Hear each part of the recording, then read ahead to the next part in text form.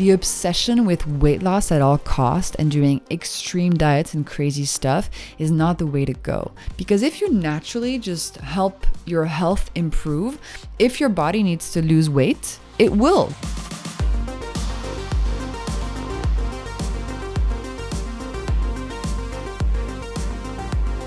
Welcome to Commune. My name is Jeff Krasno.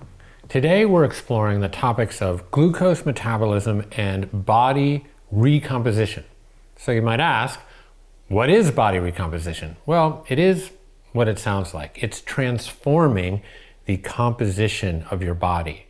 Specifically, body recomposition is the process of reducing fat and increasing lean muscle mass. Unlike traditional weight loss or muscle building approaches, body recomposition finds a balance between fat loss and muscle gain. Now, body recomposition, or fat loss and muscle gain, is a much better way to think about health versus just simple weight loss. So excess body fat, specifically around visceral organs, is linked to various health risks, including cardiovascular disease, diabetes, and metabolic syndrome. By decreasing body fat, you enhance metabolic function and lower the risk of these obesity-related conditions. Muscle, on the other hand, plays a crucial role in metabolism. Now, obviously, it is associated with improved strength and is protective against age-related conditions like sarcopenia. But in addition, muscle is a glucose sink. It helps to regulate blood sugar levels and up-levels your metabolic health. But muscle weighs more than fat. So the scale might actually go up in your efforts to shift the ratios of fat to muscle to a healthy balance. But the number on the scale shouldn't be the end-all and be-all if what you're looking for is comprehensive and long-term health. Now, preventing sarcopenic obesity is another benefit of body recomposition.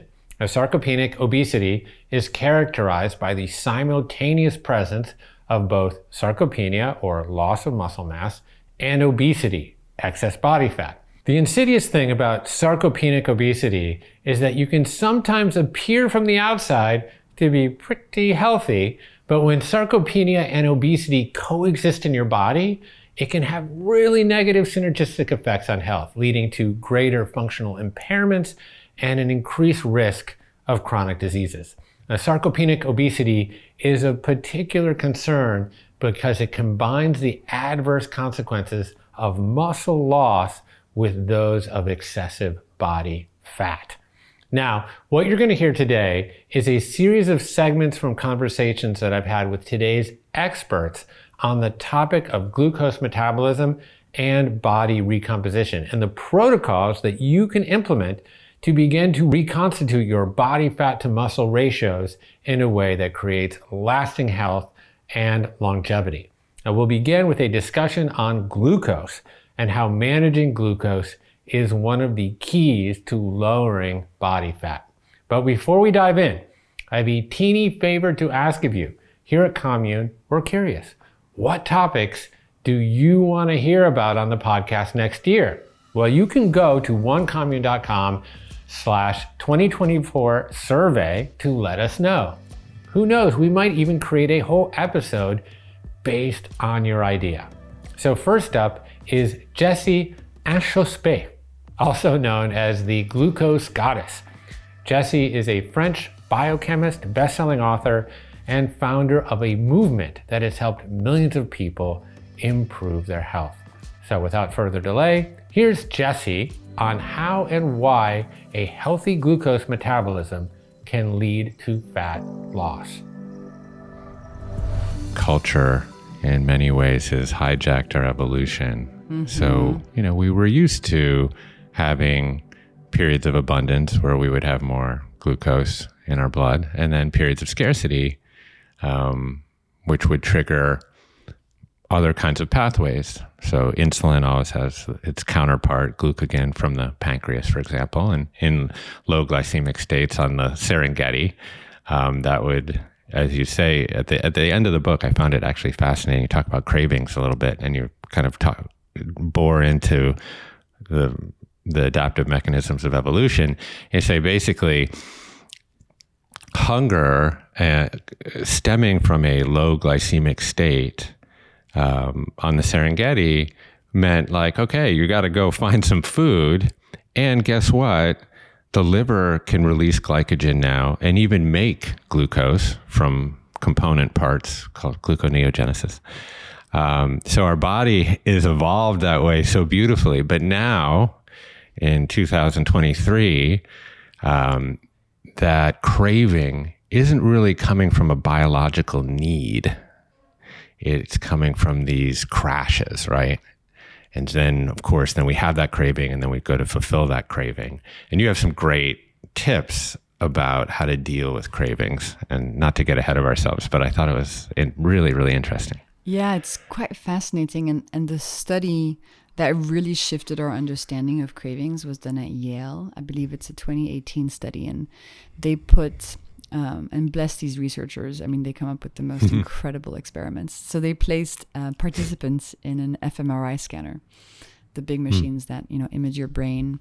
And while the participants were in the scanner, scientists showed them on a screen photos of, crave-worthy foods like cookies and burgers and stuff.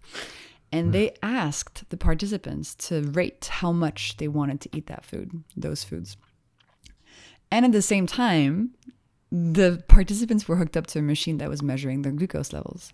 And the scientists found something amazing. They found that when people's glucose levels were, steady and at a stable, normal range, people didn't really rate those foods very highly. They were not really drawn to eating them.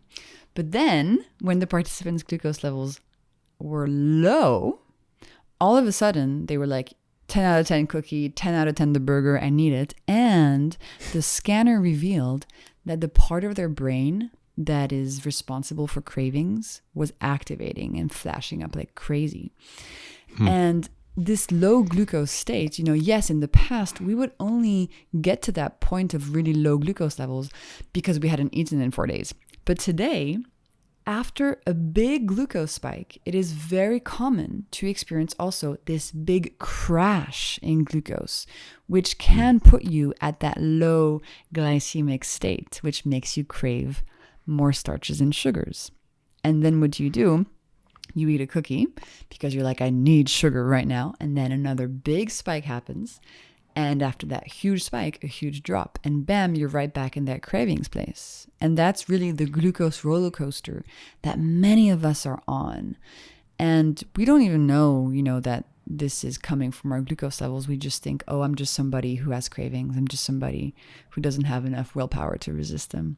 Well, that's the thing. It's like, actually, if you fix the underlying issue, a lot of these things go away. And it's quite it's quite a quick and remarkable transition to go through.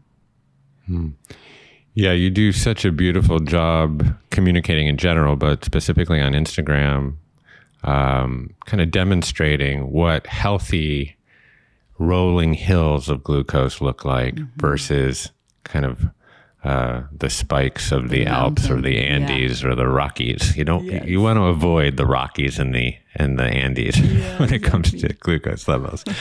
But one thing that you mentioned in the book around cravings is that because of these adaptive mechanisms, our body has the ability to essentially provide its own glucose to a certain extent.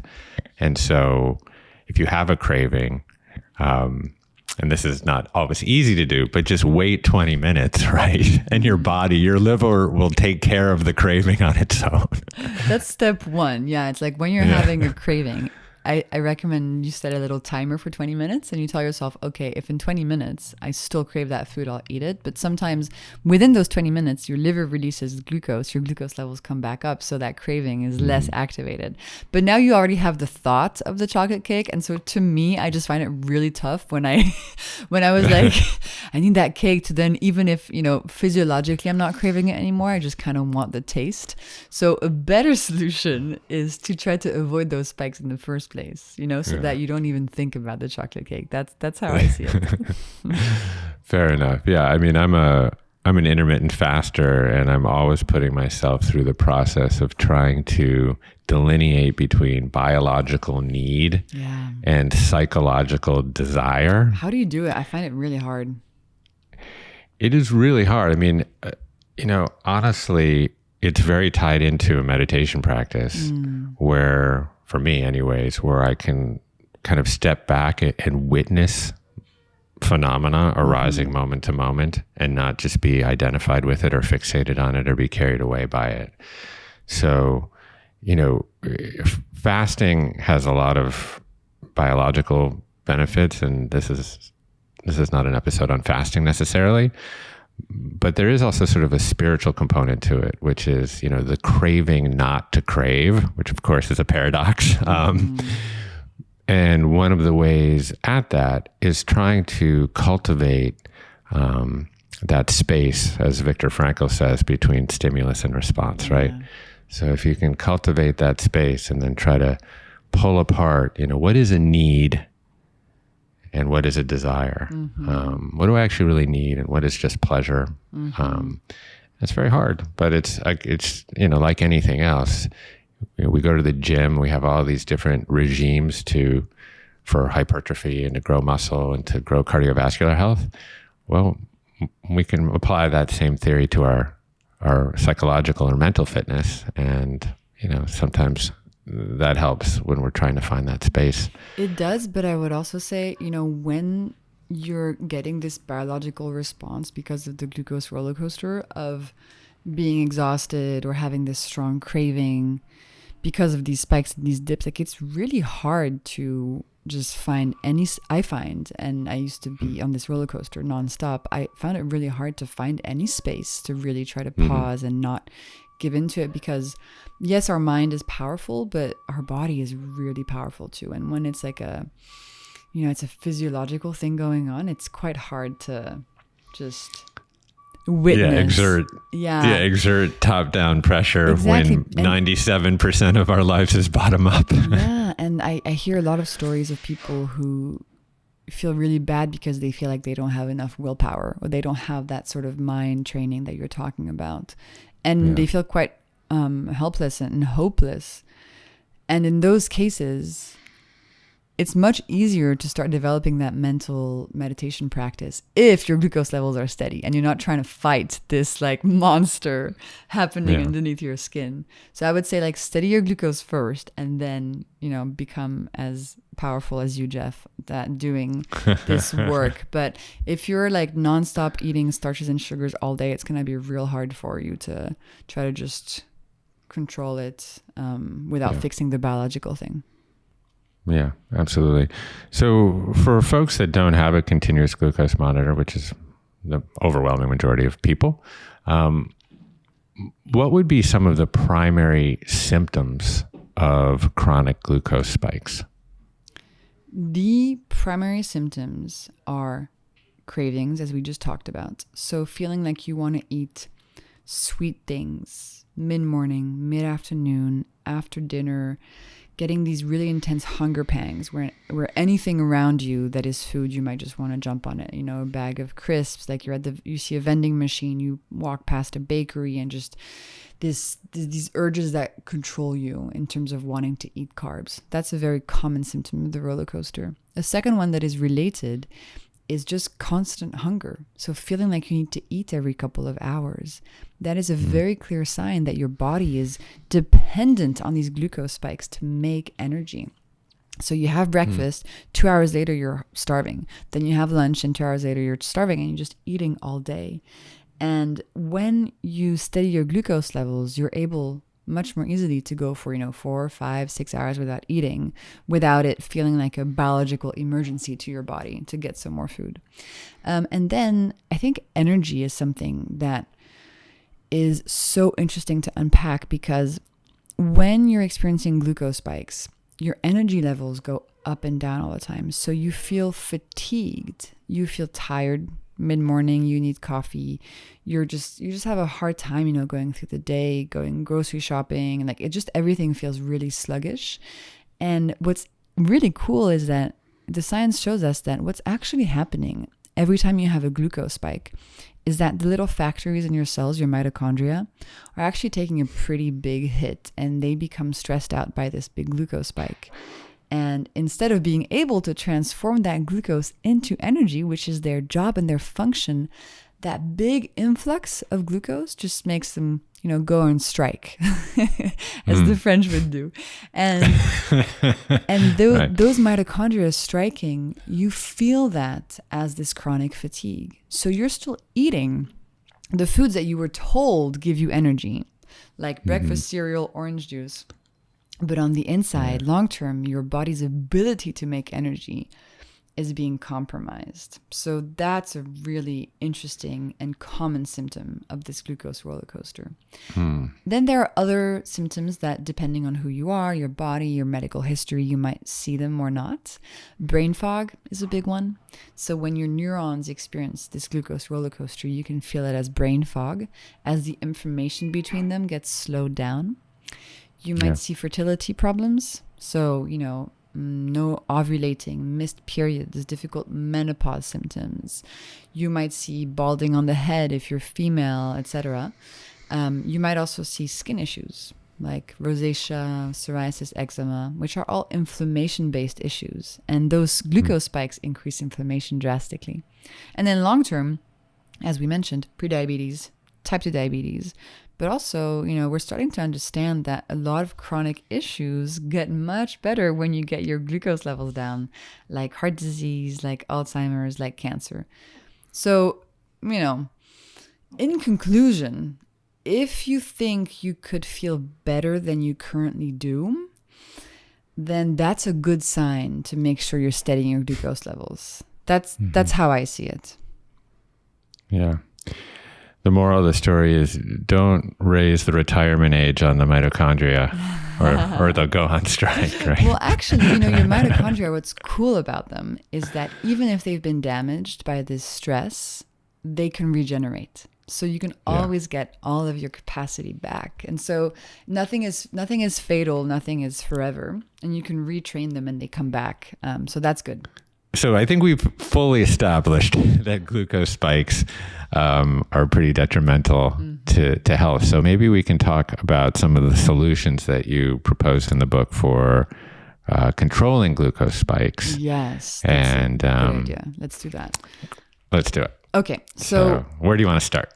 Well, I think I want to start saying that what I've been doing over the past several years has been, reading all the cutting edge science in this topic, trying to figure out if there are ways and things we can do in our daily life to avoid those spikes and feel good. And so in my book, The Glucose Goddess Method, what I've done is I've taken the 4 most powerful principles to avoid these glucose spikes and start feeling better quite quickly without doing anything, drastic, without cutting out any foods, because I love my pasta, I love my chocolate cake. So the extreme diets are personally not going to work for me, and I want to offer people some steps that are really easy. So it's a 4-week plan, and it goes like this. Week 1, we look at breakfast, because it's very important for your glucose levels to have a savory breakfast, not a sweet breakfast. And we continue this breakfast for the full 4 weeks. And I have, tons of recipes, inspiration. It's very fun. And a savory breakfast is essentially a breakfast based around protein. That's the main tenet of it. And that doesn't contain anything sweet, except some whole fruit if you want. Then week 2, we incorporate. Could I just say one thing? The savory jam. So you have a lot of recipes, and that savory jam, that's a big star for me. 7-minute eggs, no spike granola. Those were my 3 check marks. Oh, so yay. And for everyone who's just listening, the recipes in the book around savory breakfast will change your mindset completely around breakfast. There'll be no more bagels, muffins, glucose spiking, granola, pancakes, none of that stuff. This is a much tastier and obviously healthy way to go.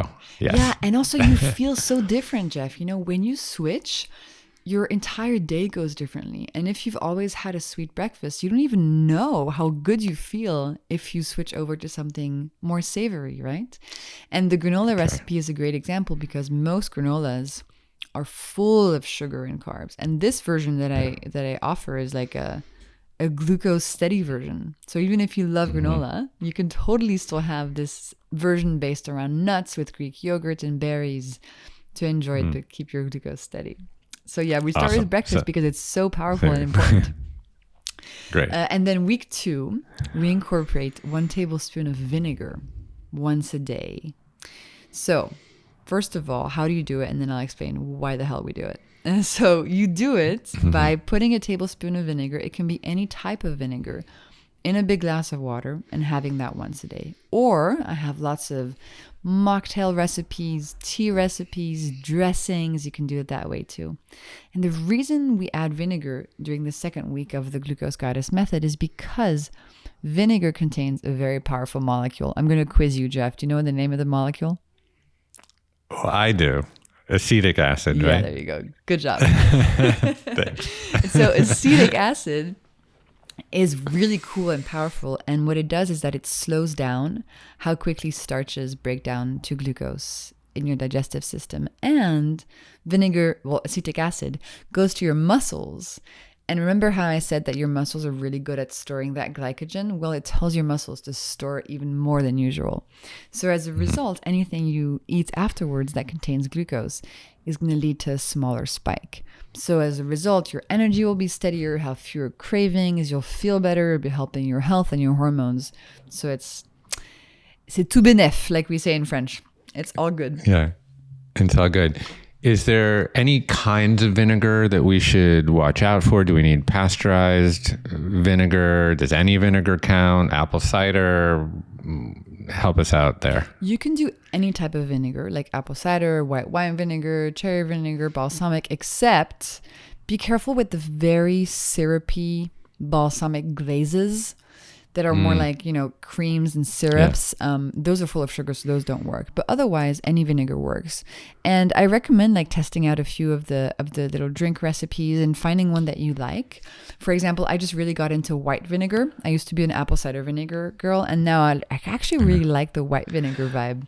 So I do too. You do too? Yeah. Yeah. It's a bit less intense as a taste. And if you get, you can try out different ones and see, which one resonates with your palate. But also the recipes are super nice. There's a hot cinnamon tea with vinegar that I love in week 2. There's a turmeric mocktail, which is super fun. So you'll find inspiration. And I encourage people to sort of make it a little ritual, have your little vinegar drink, help your glucose. It makes me feel so good now to drink that vinegar. Right. So a tablespoon a day keeps the glucose spikes away. Yes. We need to make a t-shirt. Okay. Good. Are there any other foods that serve as glucose sinks or vacuums, if you will? Sort of. If you can't manage the vinegar. I mean, vinegar seems like it's the number one option. Vinegar is the best option during the second week, but if you really can't manage it, you can swap it out for lemon juice. Now, lemon reduces glucose spikes through a different mechanism than the acetic acid and vinegar. But I know that for some people, it's just the vinegar thing just doesn't work. Or maybe your doctor told you, don't drink vinegar. And in that case, you can do the lemon option. But the word you said I love, any foods that are glucose vacuums. Well, in week 3, we incorporate a really wonderful substance, which is fiber that we just talked about. And so in week 3 of the method, what we do is we add a vegetable-based starter to one of our meals a day. So this can be very simple. It can be, some cherry tomatoes from your fridge, or it can be my favorite recipe, backwards broccoli, or it can be a ton of other. You like that one? That was the one that I noted particularly. Also, just because of the method of making it is. It's backwards, basically. Backwards. So it's you cool. don't put the broccoli in a pot of hot water. You put the hot water into a bowl of raw broccoli, and it's very cool. And I have to say, I love cooking, but also I'm quite lazy and I don't have a lot of time. So I wanted all these recipes to be 6 ingredients or less, things you can just whip up, super simple. And they're the things that I just cook every day to get my glucose hacks in. And I hope that that's how people will vacuum them up into their lives, and they'll become just staples and habits. That's the point. We're not here to do like a complicated, once a month, like Sunday roast recipe book. This is stuff to do every day to do these glucose hacks and feel better. And the rest of the time during the method, Jeff, apart from doing the 4 hacks in the Glucose Goddess method, you do whatever you want. You drink whatever you want. You eat whatever you want. It's not restrictive. You're not counting calories. You're simply adding these hacks in, like sort of gentle giants in your day, and reaping the benefits and feeling better. But it's total freedom the rest of the time. Yeah, you do such an amazing job talking about cadencing of consumption. So what foods to eat when to limit glucose spikes. And you inspired me to do something very embarrassing. But now when I have like a date night with Skylar where, we'll have a glass of wine and I'll bring like a little baggie of walnuts with me. Nice. And I'll pop them out and I'll eat some walnuts first before I drink my glass of wine. Why would I ever do something like that? It's the Glucose Goddess's fault. But that's wonderful. No, because you're right. The nuts, they have fiber, they have protein, they have fat in them. And so those molecules really help reduce how quickly any glucose molecules coming down afterwards make it to your bloodstream. And that's the whole concept of this veggie starter. The fiber acts as a really amazing buffer or protective mesh so that any glucose molecules afterwards don't go through your bloodstream so much. And so the spike is smaller, even though you're still eating the same meal as usual, but you're actually even adding more food at the beginning. Yeah, that's amazing. It's non-instinctual, but it makes total sense when you understand the mechanism. I love the way you describe that as the mesh, or like this lattice work that sort of aligns the small intestine, and it just says slow down the absorption. Exactly. No, it's making that intestinal wall, much thicker and more protective. And it's really cool to learn how, your biology can just do these things. I think it's wonderful. It's the interplay between your food and your body. It's really very wonderful. Yeah. And then finally, I need fiber for my brain to slow down my thoughts. Oh yeah. Ooh, what's that called? I don't know. Maybe it's called meditation. I don't know. All right, let's get number 4. Okay, number 4. So in week 4, you're doing the breakfast, vinegar, and fiber, veggie starter. And then you add in 10 minutes of movement once a day after a meal. And this can be super simple movement. It can be going for a walk, cleaning your kitchen, doing some calf raises at your desk. Like, it doesn't have to be, intense workout with barbells and stuff. We're just talking simple stuff. You can watch TV and do some bicep curls with a bottle of water. Like, just make it super simple for yourself. But why do we do this? Because our muscles, as I mentioned, are really good at soaking up that extra glucose. And so when you use them for 10 minutes after a meal, a lot of the glucose from the meal is going to go and be used for energy by your mitochondria and your muscles instead of hanging around and creating this big glucose spike. And so again, you don't have to change what you're eating the rest of the time. Just by adding this movement after one of your meals a day, you're going to get way fewer of the symptoms of any glucose spikes that you might be experiencing. Yeah, I have a bunch of different kooky rituals associated with kind of postprandial movement, and I get teased endlessly by my children. But anyways, I'll after dinner I'll drop and do like 50 push-ups. I know that that's over the top. Not everyone's going to do that, but my kids are always like, there goes Dad with his push-ups. Do you do it right after the meal? Because you can wait up to 90 minutes to do your movement. Yeah, not generally not right after. Sometimes like you say, actually doing the dishes is actually a pretty good way. Absolutely. Because you're up and you're moving, you're going to the table, you're bringing things over, you're putting things away, you're drying. And it's also a nice family ritual. I've got, my girls, and we all do it together, and that's nice.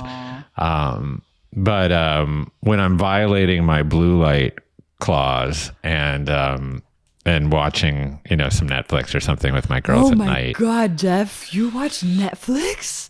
I know, it's coming out here. It's a scandal. I love Netflix. I know. Sorry.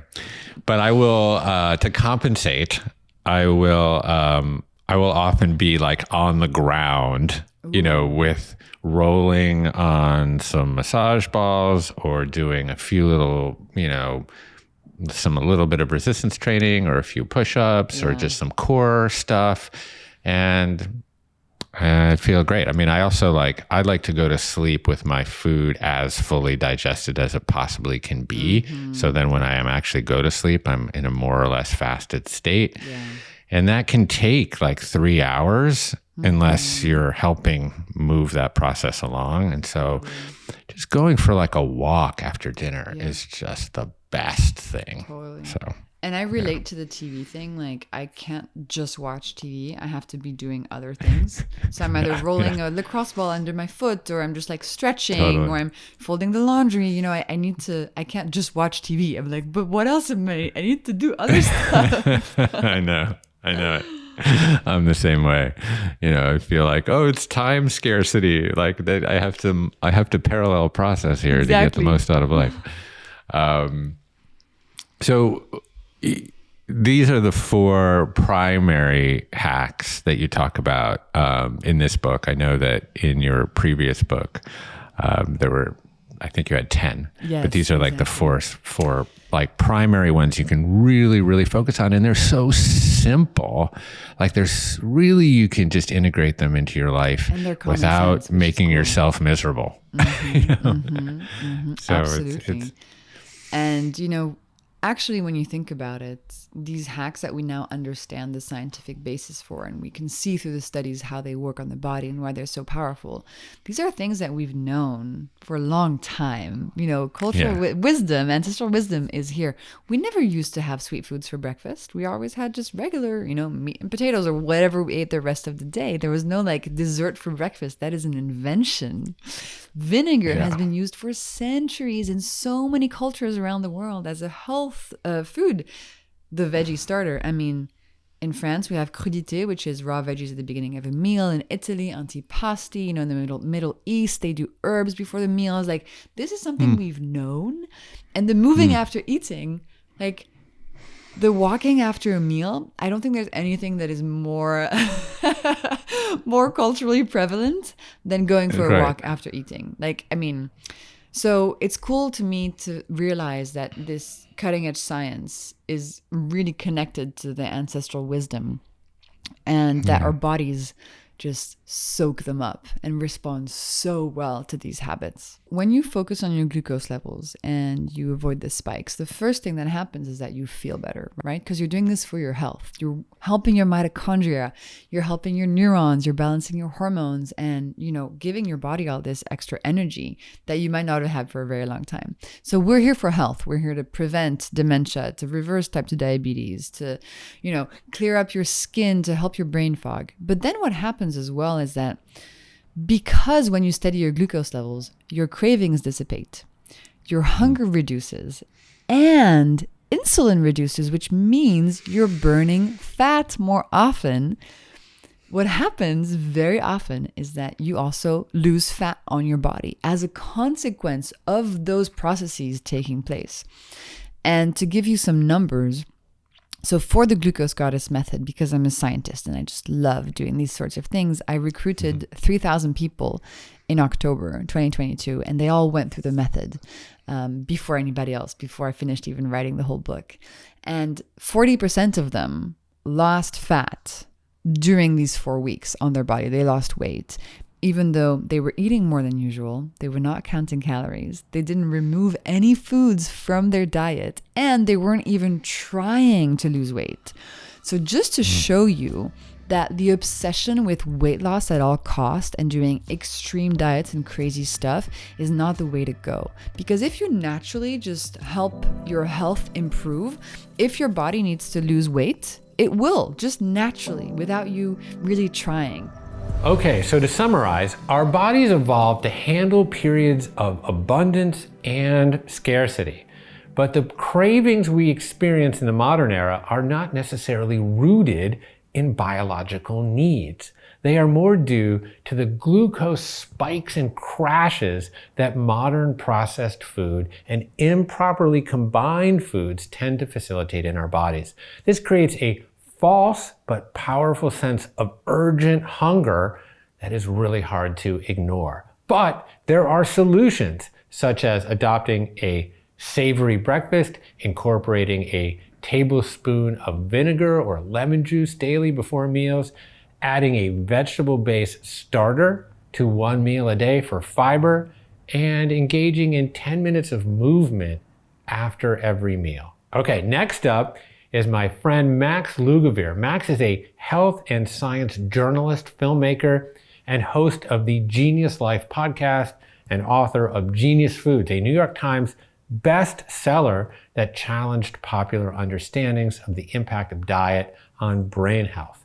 In our segment, we discuss the prevalence of metabolic dysfunction in the context of the standard American diet, also known as energy toxicity, characterized by overfeeding, undernourishment, and a sedentary lifestyle. But there is a fairly simple solution to this problem, and you guessed it, it has to do with protein, muscle building, and body recomposition. So here you have Max Lugavere with the details.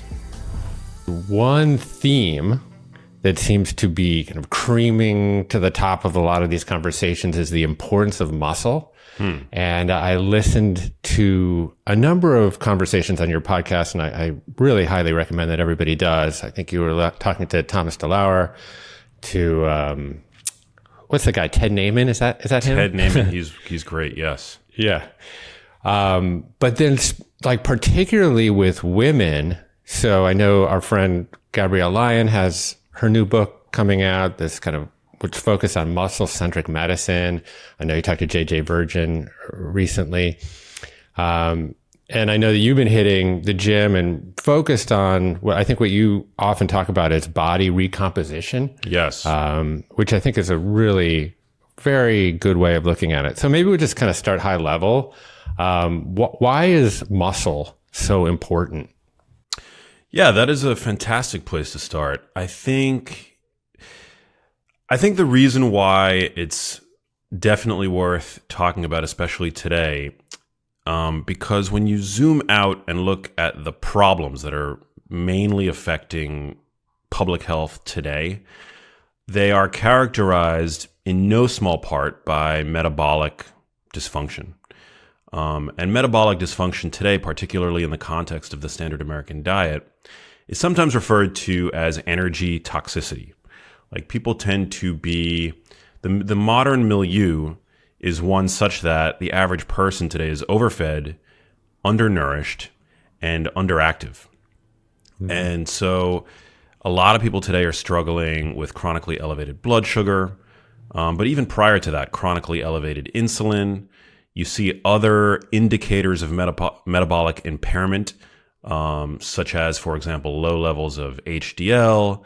You see lots of visceral adiposity, so that's visceral fat in the midsection that is particularly egregious from the standpoint of health. And this is what the research is starting to show, and thankfully we have a lot of champions now that are sounding this alarm.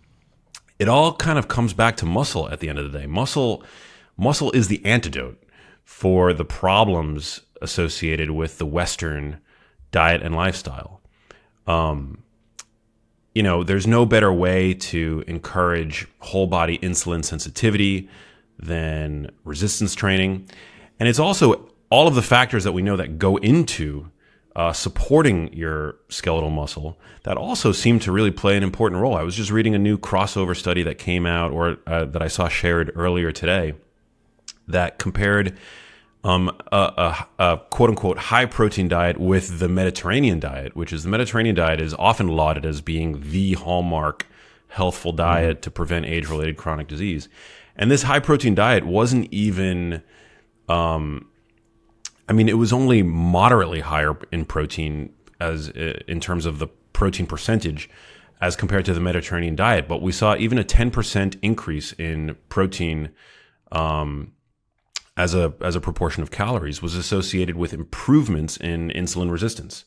So And, we know that protein is the best macronutrient to support your musculature. So whenever we kind of like look at health through this lens, it seems to be the biggest needle mover.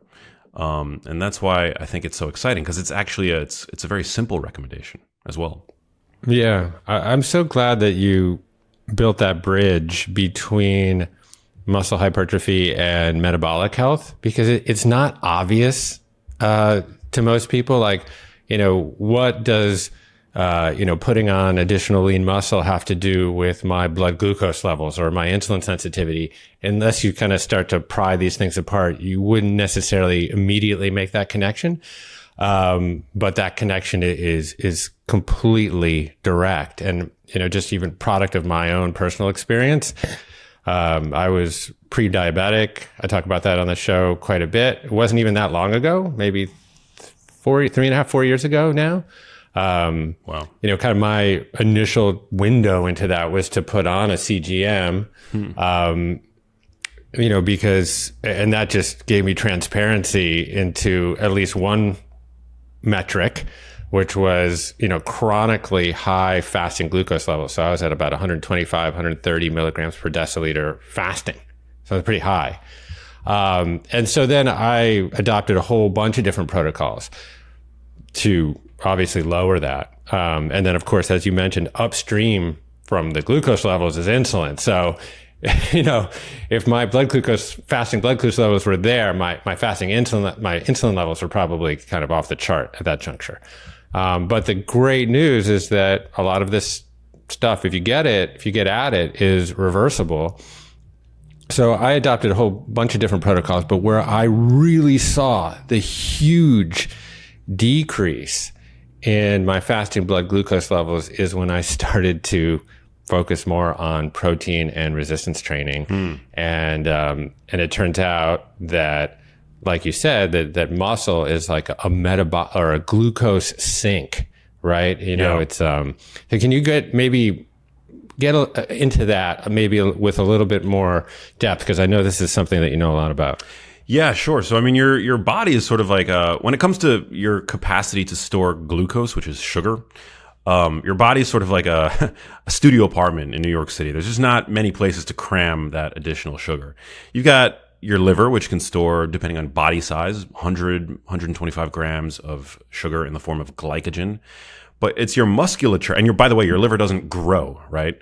So your musculature is the other place in which you can store sugar, also in the form of glycogen, but your muscle can grow, and you grow it via hypertrophic stimulus, as you alluded to, which is resistance training. Now, if you were living in one of these so-called blue zones, and I have a bone to pick actually with the way that blue zones are marketed, but just, for the sake of conversation, the blue zones are these communities around the world that are purported to have very exceptionally long-lived people.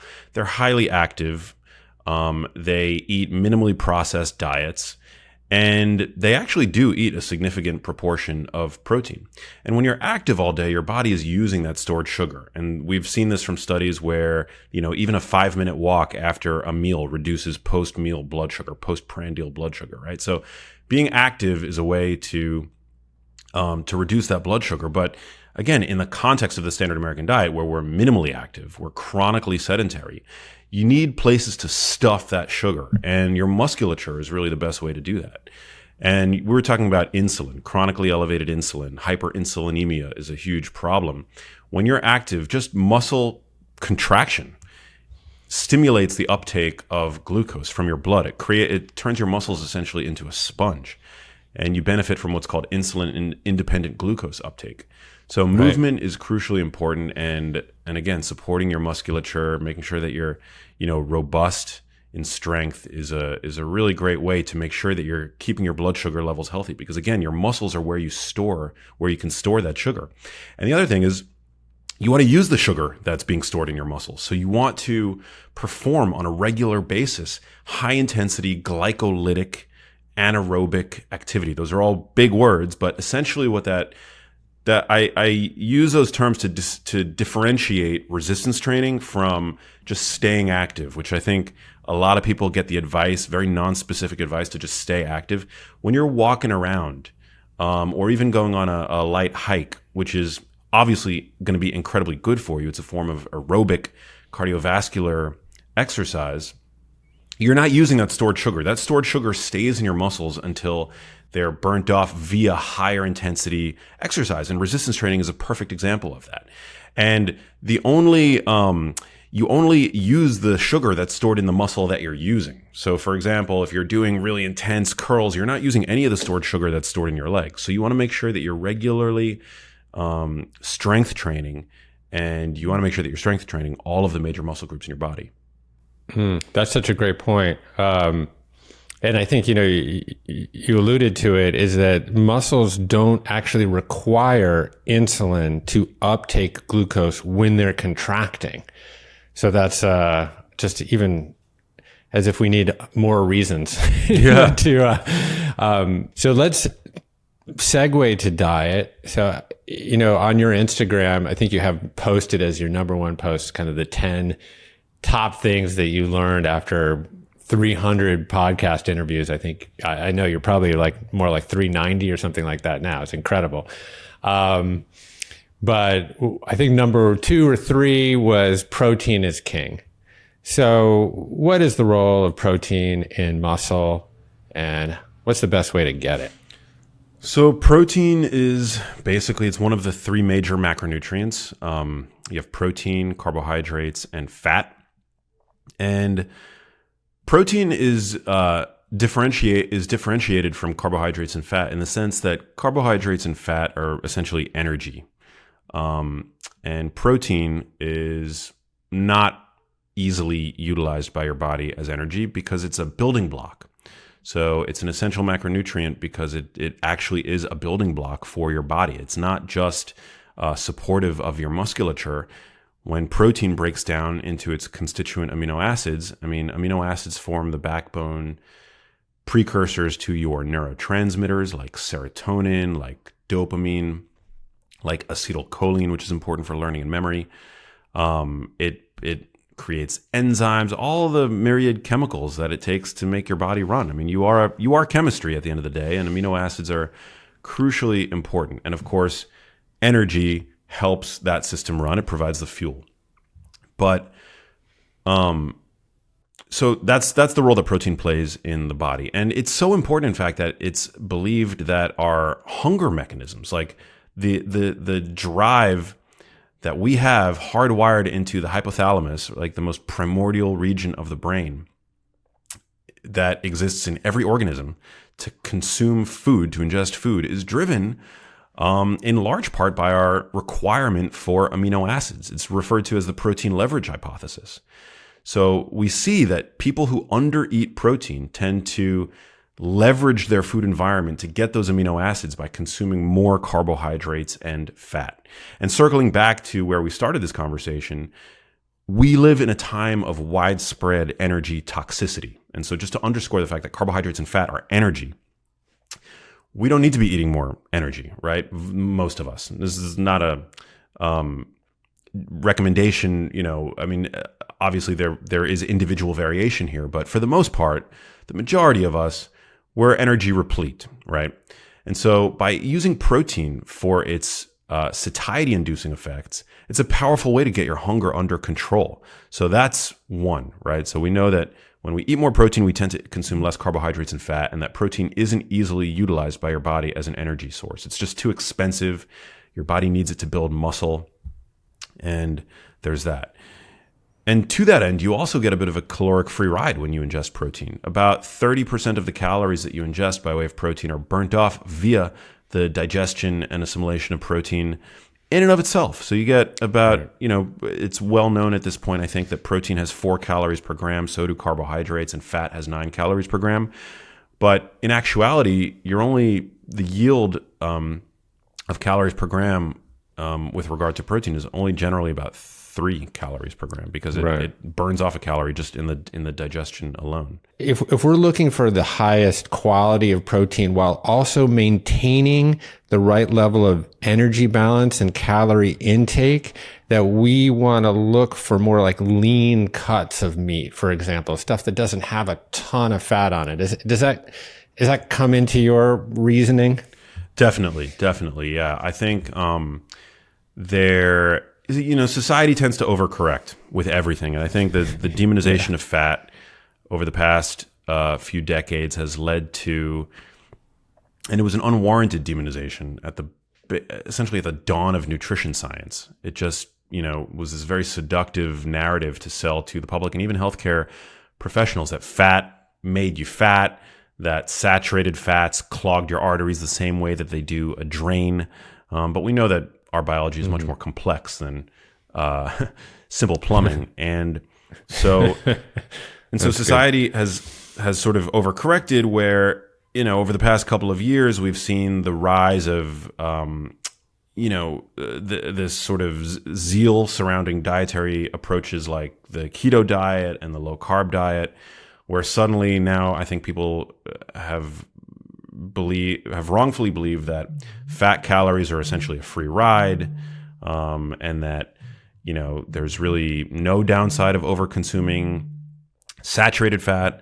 And I think, as with most things, the truth tends to be sort of in the middle. You have to kind of keep your horse blinders on, especially today, and avoid the zealots on both sides of the aisle, because the truth really does seem to be somewhere in the middle. And I do think there's an argument to be made for lean protein being healthier. And I think, for me, this has always been the case, and something I wrote about in my first book. I don't even feel like I need science to make this recommendation. Logic, really. I mean, I think is all you need to realize that a modern cow is incredibly fatty, particularly when compared to wild game, which is the form of meat that we would have likely consumed for the majority of our evolution. Also, when you take a modern cow and you feed it its biologically appropriate diet, i.e. grass, it's leaner. So that indicates the relative, fatty acid proportion that I think you're meant to consume. The fact that you feed a cow, which is a domesticated animal, it's biologically aberrant diet, and it becomes so fatty. Why we're not adapted to consume ruminant animals fed biologically aberrant diets. So yeah, I think there's absolutely an argument to be made for lean, for lean meat. And by the way, when you say lean meat, we're not saying fat free. Like even lean, like a New York strip steak, or which I love, or filet mignon, they still contain adequate fat. You're still getting adequate fat. Like nobody is deficient in fat today in the context of the standard American diet.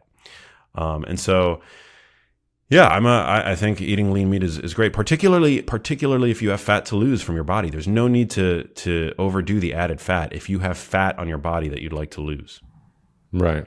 I mean, excess calories that aren't burned still get stored in fat and adipocytes and fat repositories. Yeah. No matter if they come from carbs or if they come from fatty acids.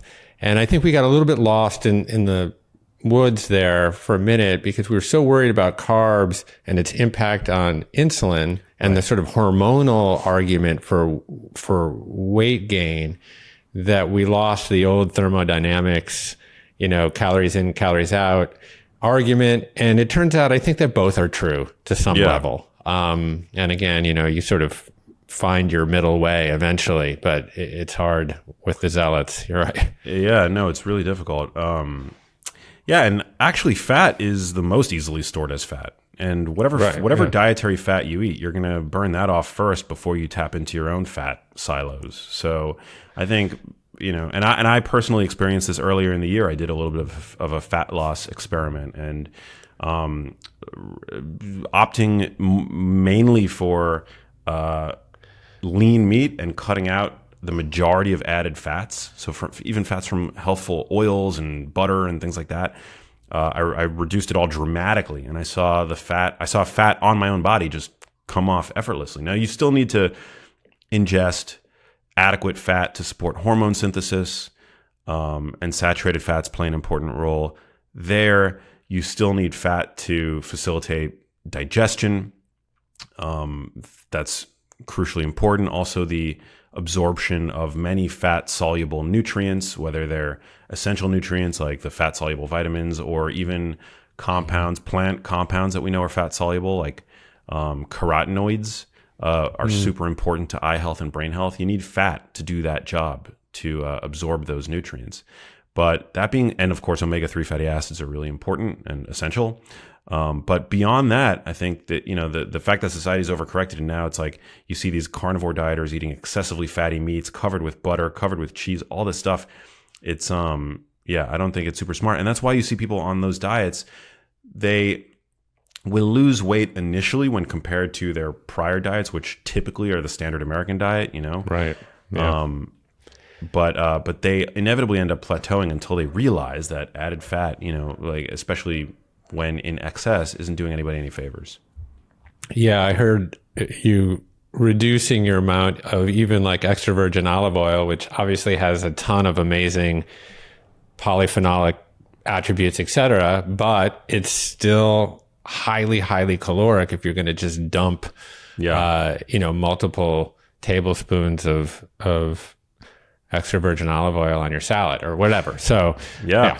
And I've been the biggest advocate for extra virgin olive oil consumption. I still consume it. It's an amazing, wonderful food. But whereas before I kind of, I was maybe a little bit indoctrinated into this idea that it's a free ride, a caloric free ride. I would just pour it on everything liberally. Now I put a teaspoon or a half a tablespoon into my salad, and I get all the benefits from it. It's great, but I'm not loading up on the calories.